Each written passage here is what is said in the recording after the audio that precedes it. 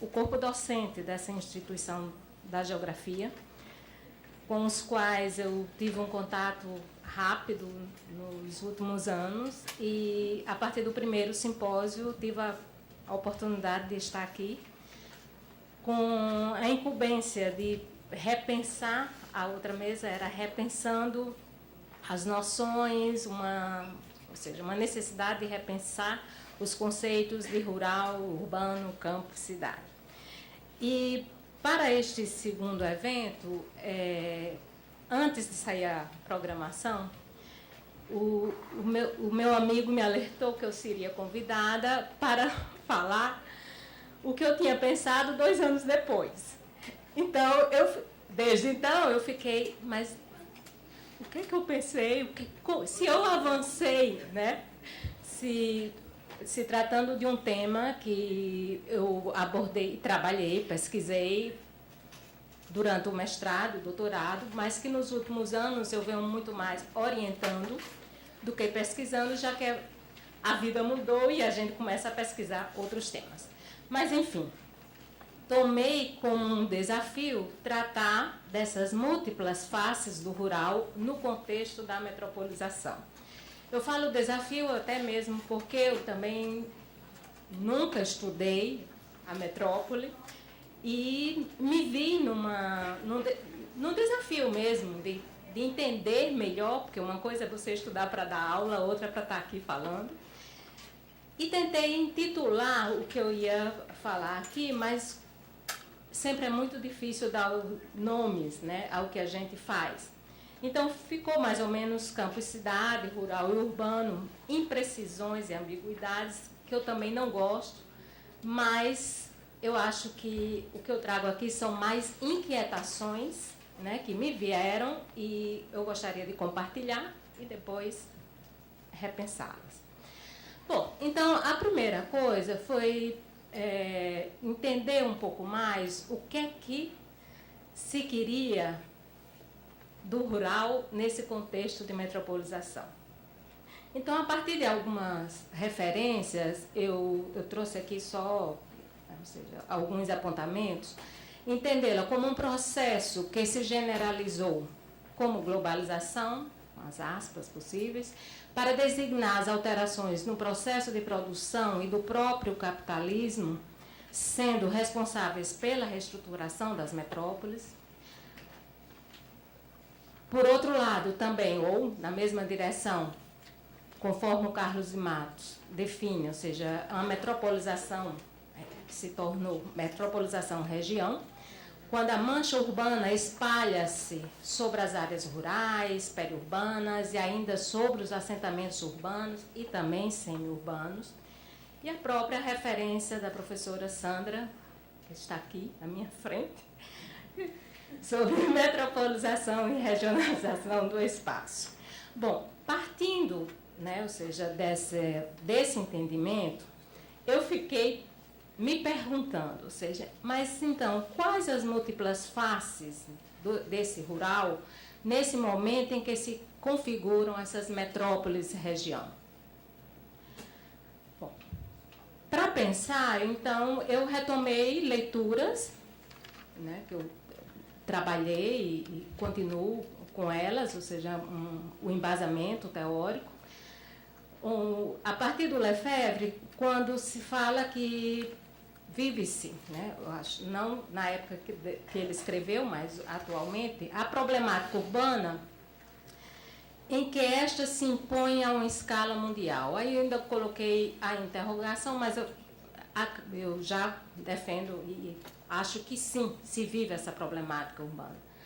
Mantendo-se, no entanto, conforme já alertava o autor, os problemas próprios da agricultura e da indústria, mesmo que modificados por essa urbanização.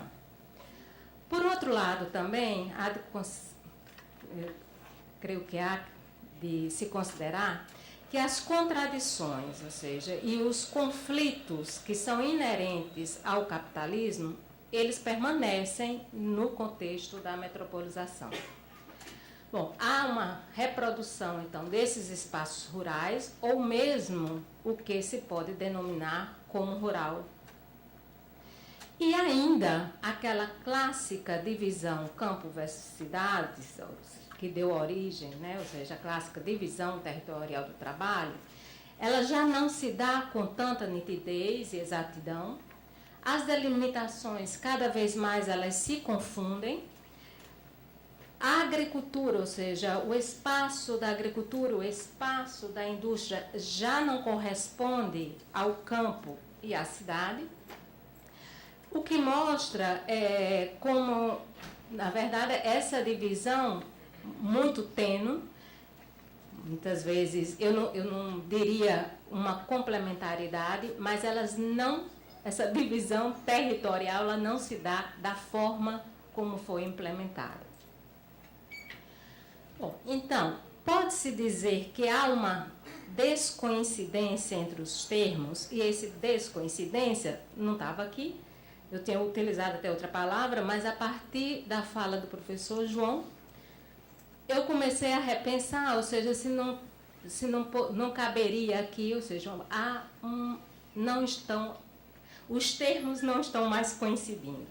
Ou seja, me parece que o rural se desprende do campo e o urbano se descola da cidade. São as impressões que eu trago. Então, lendo e buscando um pouco, pensar a partir do que o Ariovaldo Umbelino Oliveira escreveu, onde ele diz que o desenvolvimento da agricultura via industrialização revela que o capitalismo está contraditoriamente unificando o que ele separou no início do seu desenvolvimento, ou seja, indústria e agricultura, ou seja, confirma aquilo que eu coloquei anteriormente. E o que ele chama da industrialização do campo, tanto pode se dar a partir do que ele denomina de territorialização do capital monopolista na agricultura, e como exemplos ele fala, é o mar da cana, é o mar da soja, e por outro lado, a monopolização do território pelo capital, e dos exemplos, a produção do fumo. Por outro lado, essa industrialização do campo, ela está junto, ou é inerente, a também uma urbanização, ou mesmo uma reestruturação e modificações de cidades, que não são, muitas eram até cidades bem pequenas, e que Denise Elias vem denominando de cidades do agronegócio. Bom, aqui são as imagens que revelam um pouco, até isso já foi mencionado, ou seja, todo esse aparato mais técnico, e aqui a velocidade do inseticida colocando, que foi também apontado, ou seja, o campo remetendo aquilo que contendo aquilo que há de mais moderno e tecnificado. Aqui esses tratores todos, como também em algumas ocasiões aqui de falas anteriores também mencionado. E aqui exatamente essa cidade que se chama Luiz Eduardo Magalhães, na Bahia, onde ela está envolta, a imagem abaixo mostra, ou seja, pela imagem a gente consegue realmente separar aquilo lá é a cidade e o outro lado é o campo. Só que esse campo aí não corresponde àquela definição que nós tínhamos do rural. Ou seja, aqui aparece na denominação da cidade do agronegócio, e nós sabemos que são poucos trabalhadores, é tudo muito tecnificado, os salários nada correspondem, são salários para trabalhadores muito bem qualificados. Bom, e por outro lado, ali era a soja, e aqui por outro lado o fumo, em que ele não... a Souza Cruz, por exemplo, não compra as terras e nem desaloja ou expulsa os camponeses das suas terras, mas eles ficam são completamente subordinados à produção e à excelência do que a Souza Cruz requer. Ou seja, é o que o professor Ariovaldo chama de monopolização do território pelo capital. Bom, mesmo, ou seja, com todas essas transformações, há, né, ou seja, um movimento muito grande, o movimento dos sem terra, que, como já apontado em outras falas, ou seja, eles estão à luta para manter, e muito mais para a conquista, né, da terra, para a conquista dos seus espaços. E essas manifestações, elas vão se dar exatamente na metrópole, como na primeira figura, na primeira imagem, em São Paulo, e a outra, ou seja, porque se dá em todas as grandes cidades e cidades onde eles estão mais próximos. E a outra, uma manifestação do MST junto com a CPT, em frente ao Palácio do Governo da cidade de João Pessoa.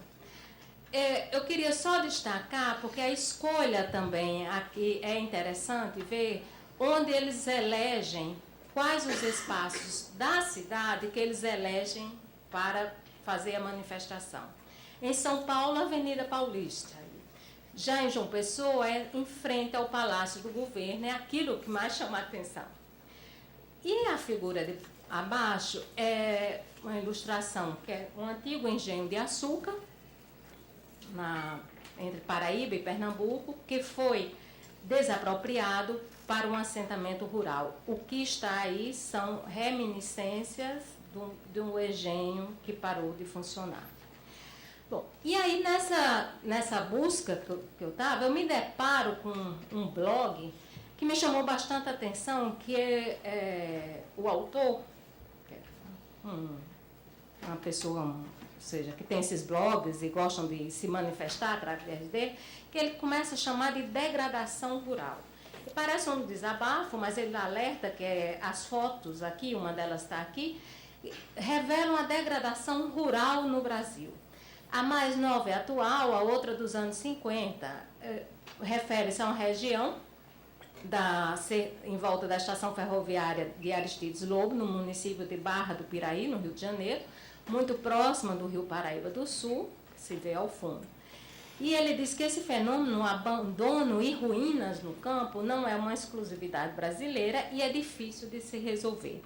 O que mais me chama a atenção é porque a imagem, muitas vezes, que ele ilustra como sendo da não degradação do rural, está associada a uma, ou seja, pode ser, supõe-se, né? Pode ser uma grande fazenda de café, poderia ser um engenho de açúcar, e a outra poderia ser, conforme aquela anterior que eu mostrei, já um assentamento em que essas edificações anteriores, elas permanecem, mas não há uma degradação desse espaço, né?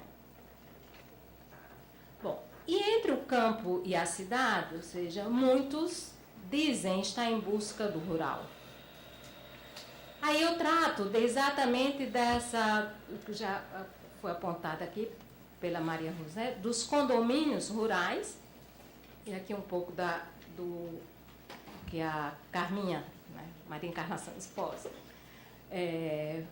trata, ou seja, há sim uma retração dos usos do solo rural e ampliação dos usos do solo urbano, ou ainda a combinação destes produzindo franjas urbanas, espaços periurbanos, ou ainda o que alguns autores denominam de urbanização dispersa. Sim, os condomínios rurais aparecem em várias porções do Brasil e que, na verdade, são novas formas de assentamento que eles denominam de condomínios rurais. Aqui outra imagem, aquela outra em São Paulo e essa em Pernambuco. Mas, muitas vezes, ou seja, de rural tem o nome e as imagens que se propagam. Esse aqui, por exemplo, esse condomínio rural, ele vai se dar dentro de um hotel fazenda, né, com os apartamentos, os ecoflats, ou seja, e numa cidade próxima, não está longe de Recife, mas, ou seja, vendendo, né, se vende muito um suposto ou uma suposta vida rural. Então, o que então se caracterizar como rural? As grandes plantações agroexportadoras que passam por um controle por beneficiamentos industriais, as criações extensivas de pecuária que se espalham nos pastos, destacadamente, por exemplo, no centro-oeste brasileiro. Em contrapartida, e o que se mantém como remanescente, né, ou como resíduo, daquilo que caracteriza aquele antigo rural, a agricultura familiar, as culturas de subsistência voltadas para o abastecimento das cidades ou mesmo das metrópoles. Então, o que falar dessas permanências? Daquilo que alguns chamam de tradicional ou mesmo dos costumes rurais, que foi isso mais exatamente que eu estudei. Bom, algumas noções na geografia nos ajudariam, né? O gênero de vida na geografia mais clássica, o habitat, não se resumindo à habitação, mas também envolvendo seu entorno, própria paisagem cultural, enfim.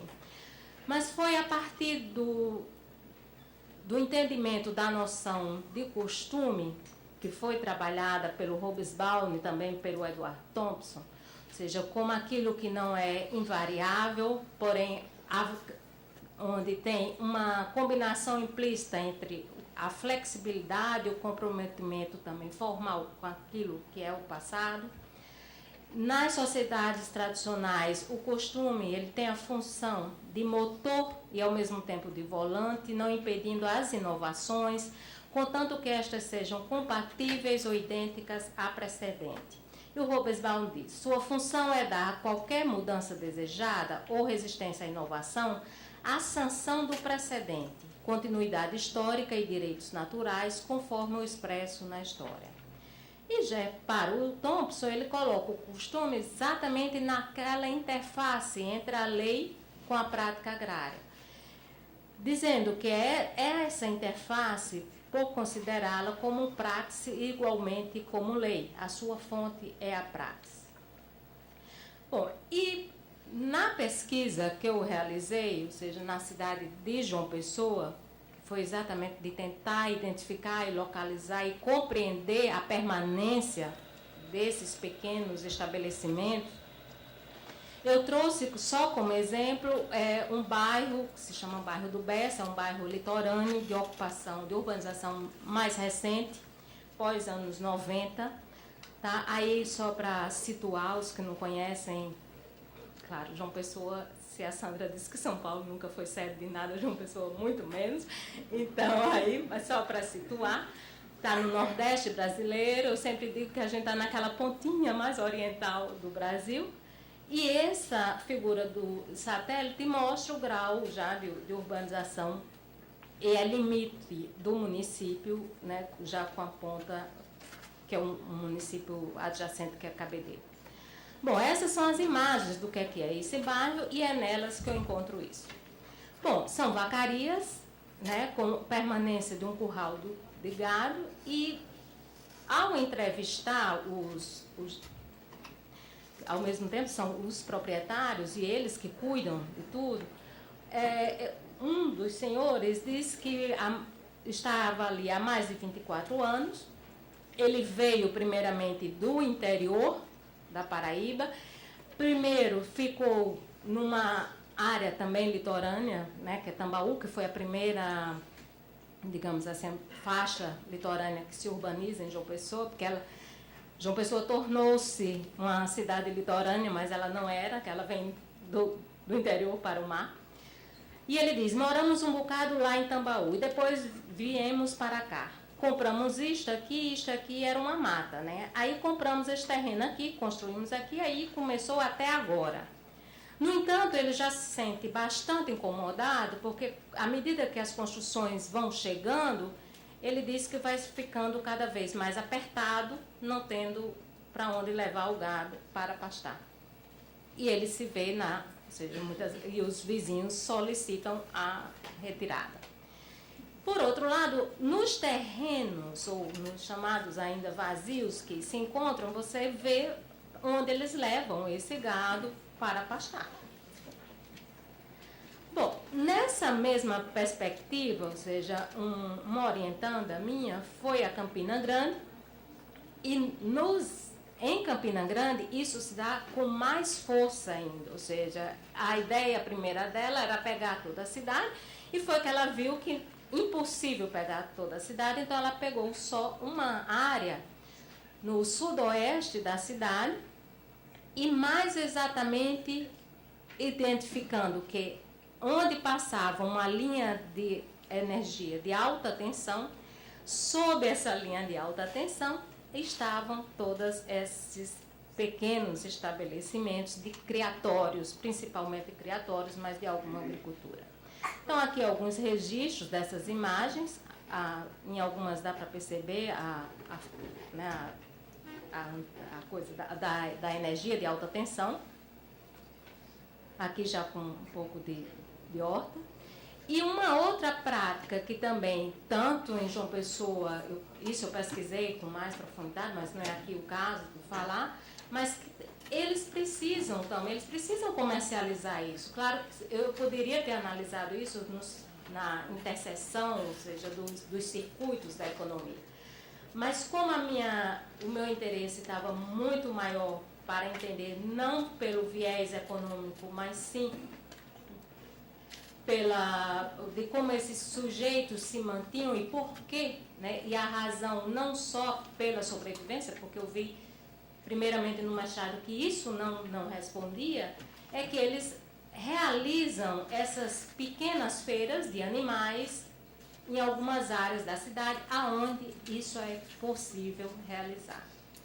E para não dizer que eu só falei de cidades que não são metrópoles, eu trouxe essa imagem que chocou alguns recifenses quando veio essa boiada aí, em plena Avenida Caxangá, que é uma avenida de grande fluxo, né, em Recife, às 13 horas, e isso foi em 2011, então não estamos tão distantes assim. Bom, então, pensando um pouco sobre essas realidades, eu retomo um pouco do que o Carlos Brandão tratou, que ele fala que, respeitadas as diferenças, há uma presença de um ethos, né, de uma identidade e de modo de ser na relação com a natureza, com os nossos e com os outros. E há sempre um fio condutor mais ou menos identitário, como também o fato de esse ethos, de essa identidade, preservarem valores éticos, valores afetivos que consideramos de alguma maneira perdidos. Bom, então, os condomínios rurais que propagam a vida no campo associada ao retorno à natureza, ou seja, essa tal vida no campo não seria mais uma manifestação do urbano e não do rural? Não estariam na contramão do encontro do ethos rurais destacado por Brandão? Na universalidade do urbano encontram-se, então, particularidades e singularidades que revelam as múltiplas faces do rural, dissonantes, ambíguas e principalmente contraditórias. Muito obrigada.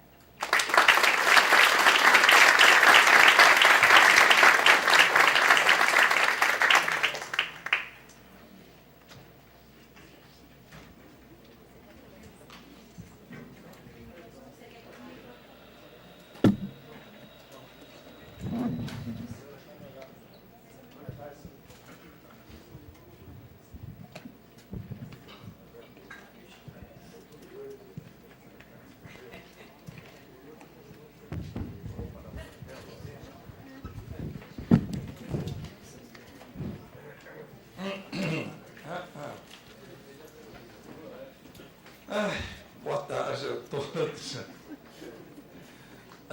Em primeiro lugar, eu gostaria de pedir desculpas pela minha ausência hoje de manhã, a ausência nas mesas dos meus queridos amigos aqui do departamento, os meus queridos amigos de fora do departamento, o Glaucio, a Verinha, a professora Marina, que eu conheci agora à tarde, e do querido amigo Oriol. Mas eu sucumbi. Realmente a esbórnia de ontem acabou comigo. Eu não consegui nem montar as coisas direito. Eu só tenho de agradecer muito à comissão organizadora do evento, particularmente ao professor Álvaro, ao João Rua e à professora Regina,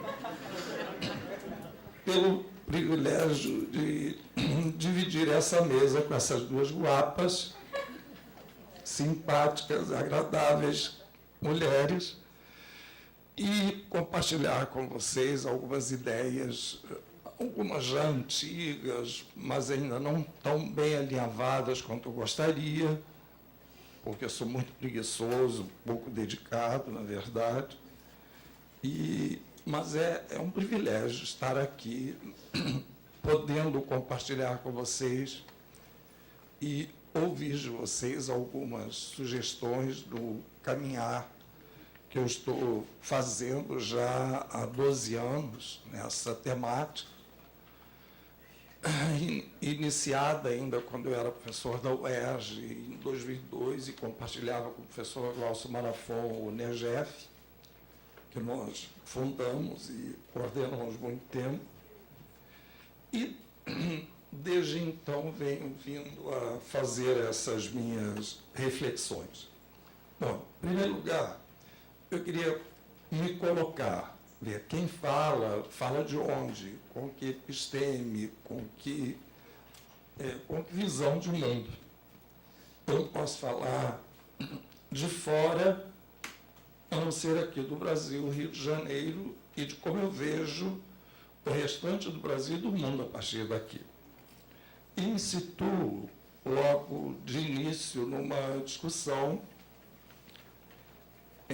plantada numa tríade da clássica da modernidade ocidental, Ocidente, capitalismo, modernidade, da qual eu destaco normalmente duas representações fortíssimas: a representação do desenvolvimento e a representação da urbanidade.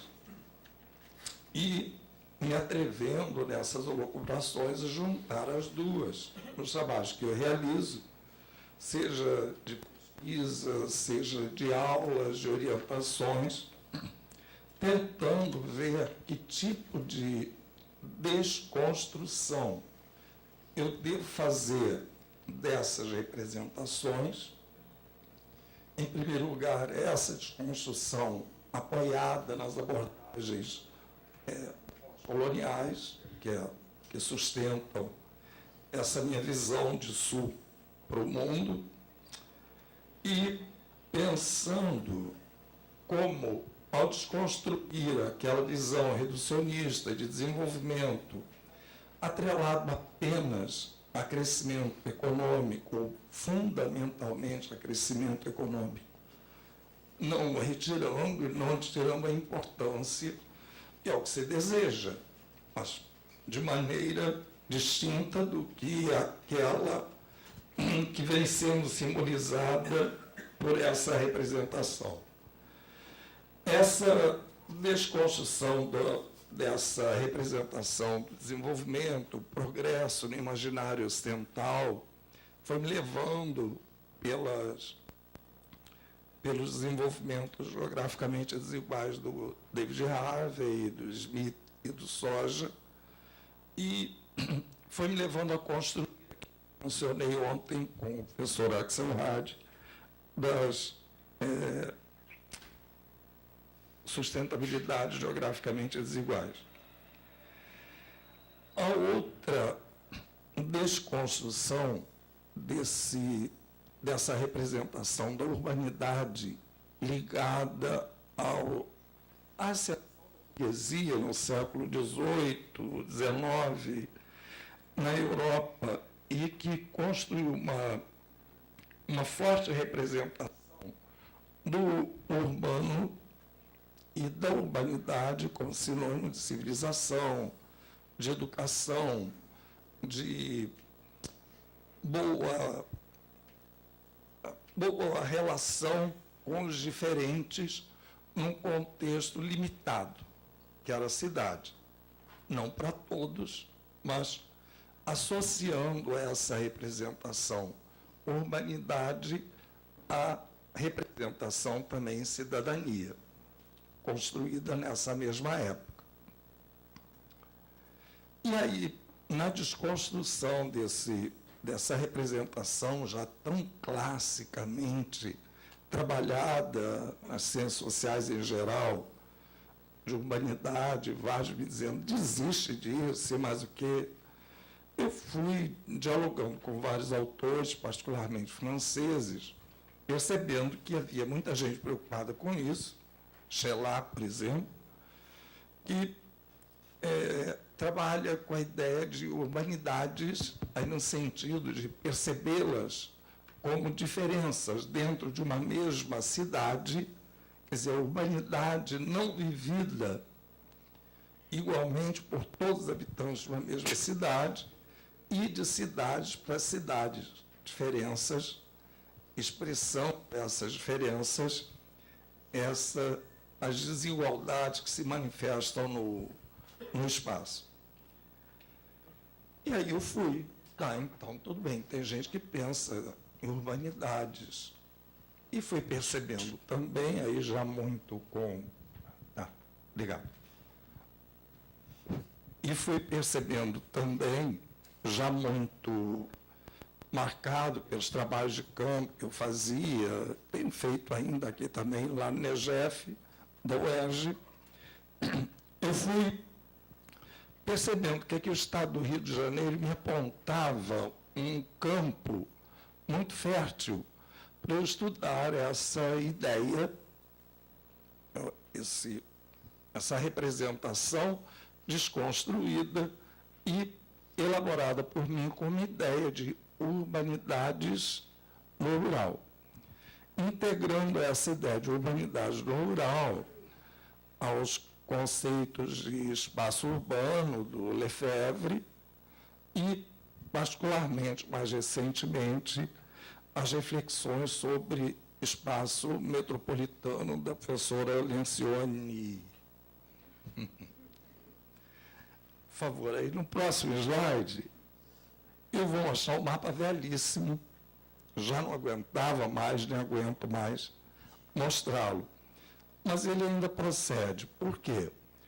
Porque é um mapa que mostra, que eu comecei a elaborar em 2002, mas já mudei várias vezes, porque numa tradição de estudo dos eixos aqui no Brasil, que já tem mais de 30 anos, desenvolvida essa tradição, por exemplo, pela professora Berta Becker, pelo professor Vanderlei Messias da Costa, e outros mais, sobre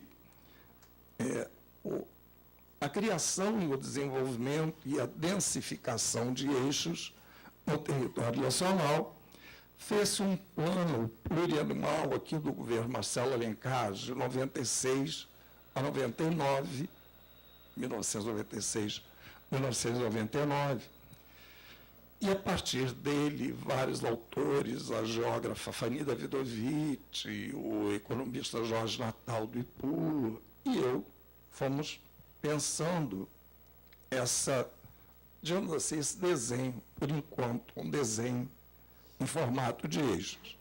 Eles trabalhando, tanto um quanto o outro, com os eixos da Rio Juiz de Fora, a BR-040, aquela que foi apresentada aqui pelo Matheus ontem, e da Rio-São Paulo.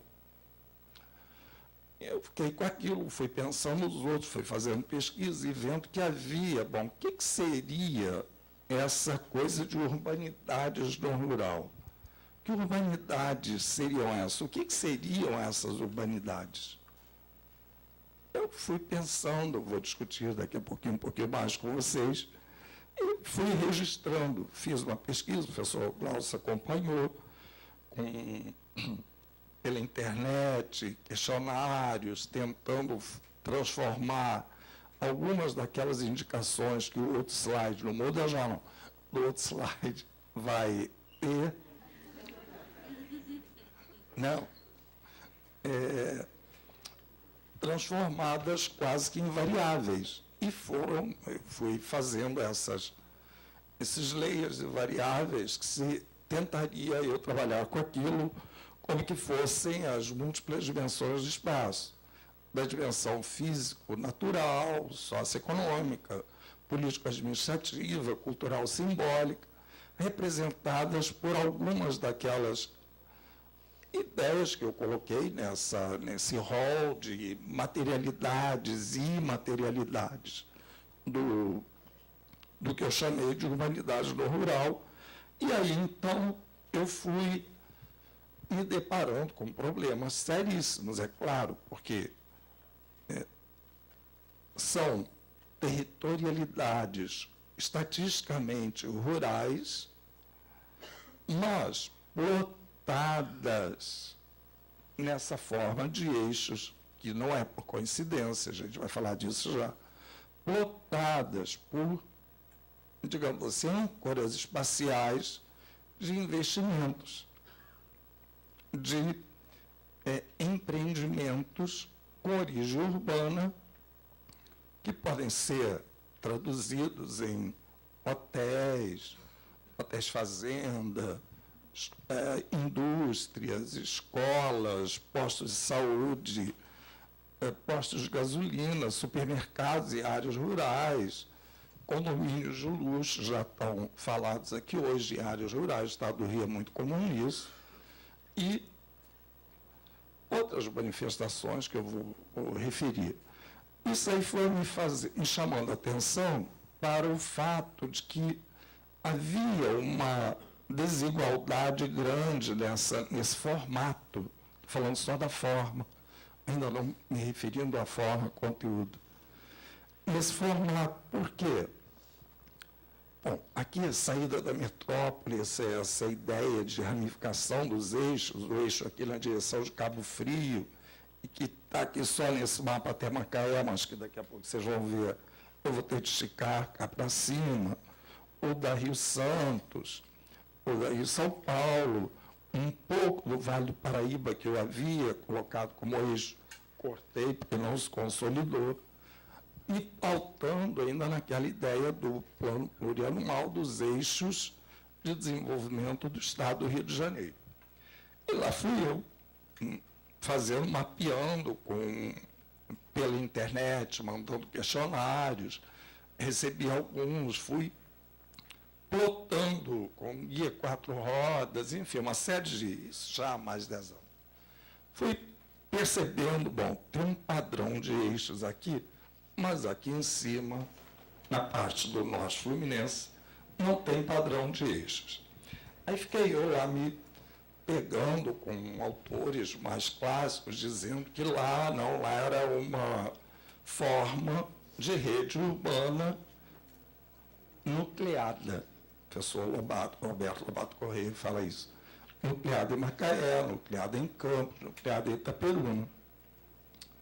Aí eu falei, eita, vai ver que esses eixos daqui tem a ver com essa base físico-material mesmo, como o Matheus mostrou ontem, que até hoje funciona como um certo condicionante, embora tecnicamente tenha deixado de ser determinante, acaba, pela forma como essas infraestruturas foram sendo reestruturadas, foram sendo modernizadas, foram sendo ampliadas, essa infraestrutura rodoviária, principalmente, foi alimentando ligações maiores com a metrópole, a ponto de ter raio de 2 horas e meia até de carro, de gente que trabalha no Rio e mora lá, em áreas rurais, município de Teresópolis, Petrópolis, e daqui desse lado de cá, Maricá, e até um pouco mais adiante,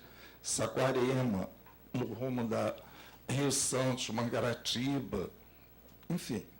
Eu fui vendo isso e percebi que aqui em cima, para gosto da professora Sandra, se configurava assim como uma região. O resto não. O resto realmente são composições aí no meio. Aqui tem a estrutura histórica, quase correspondendo ao bloco histórico gramsciano, da planície campista, canavieira, com oligarquia rural. As outras áreas são muito fragmentadas não só por conta dessa base físico-material que ajuda a fragmentação, mas que não a determina, insisto nisso, porque vai favorecer essa base natural, a presença de inúmeros parques, que a Maria José falou há pouco, parques naturais que